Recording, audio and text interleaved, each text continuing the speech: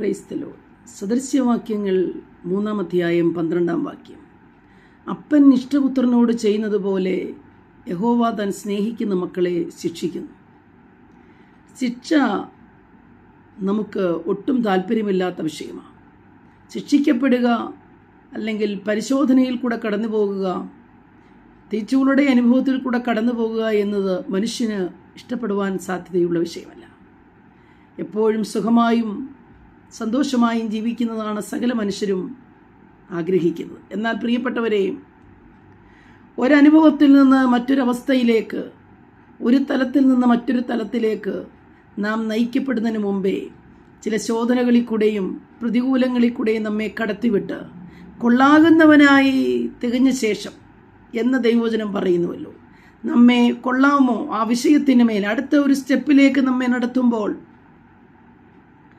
അതല്ല ഒരു അനുഗ്രഹത്തിൻ്റെ പാതയിലേക്ക് നമ്മളെ നടത്തുമ്പോൾ, ഒരു ശുശ്രൂഷയുടെ അടുത്ത തലത്തിലേക്ക് നമ്മെ നടത്തുമ്പോൾ, നമ്മെ അതിനെ പ്രാപ്തരാക്കേണ്ടതിനും നാം അതിൽ എത്രമാത്രം ഉറച്ചു നിൽക്കുമെന്ന് അറിയേണ്ടതിനും ചില ശോധനകളിൽ കൂടി പലപ്പോഴും നാം കടന്നു പോകേണ്ടി വരുന്നു.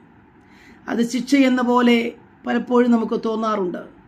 പ്രിയപ്പെട്ടവരെ, ഇന്ന് രാവിലെ സമയം ദൈവാത്മാവ് ഓർപ്പിക്കുക, യഹോവ തന്നെ സ്നേഹിക്കുന്ന മക്കളെ ശിക്ഷിക്കുന്നു. അപ്പന് മക്കളോട് കരുണ തോന്നുന്ന പോലെ യഹോവയ്ക്ക് തൻ്റെ ഭക്തന്മാരോട് കരുണ തോന്നുന്നുവല്ലോ. നാം ആരായിരിക്കുന്നുവെന്നും എങ്ങനെയായിരിക്കണമെന്നും മുന്നോട്ടുള്ള നമ്മുടെ ഗമനത്തെയും നന്നായി അറിയുന്ന ദൈവം ഇന്ന് നാം കടന്നു പോകുന്ന പാതകൾ ശിക്ഷയെന്നോ പ്രതികൂലമെന്നോ തകർച്ചയെന്നോ ലോകം നമ്മെ വിധി എഴുതുമ്പോഴും അതിലൊട്ടും ഭയപ്പെട്ടു പോകുവാൻ പാടില്ല. ഇത് കർത്താവ് നടത്തുന്ന വഴികളാണ്. ഇങ്ങനെ പലവിധമായ കഷ്ടങ്ങളിൽ കൂടെയാണ് കർത്താവായ യേശു ക്രിസ്തു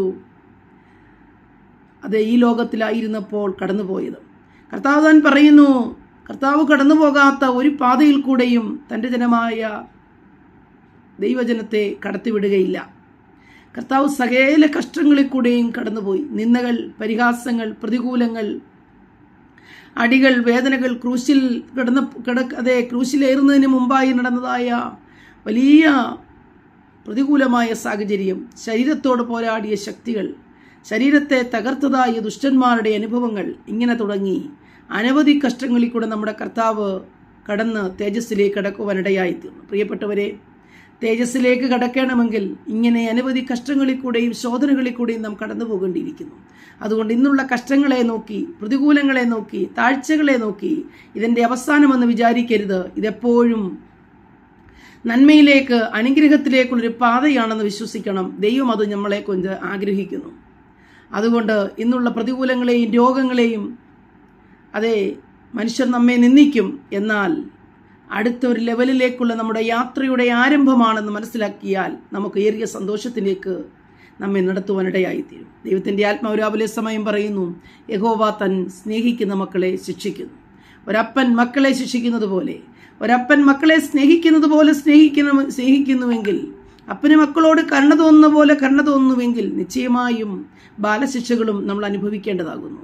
അതുകൊണ്ട് ഭയപ്പെടേണ്ട. ഇത് യഹോവ നമ്മെ ഉയർത്തുവാനുള്ള സമയം, നമ്മെ നടത്തുന്ന പാത എന്ന് വിശ്വസിച്ച് അതിൽ കർത്താവിൽ തന്നെ ഉറച്ചിരിക്കുക. ദൈവം നമ്മെ സഹായിക്കും. ആമേൻ.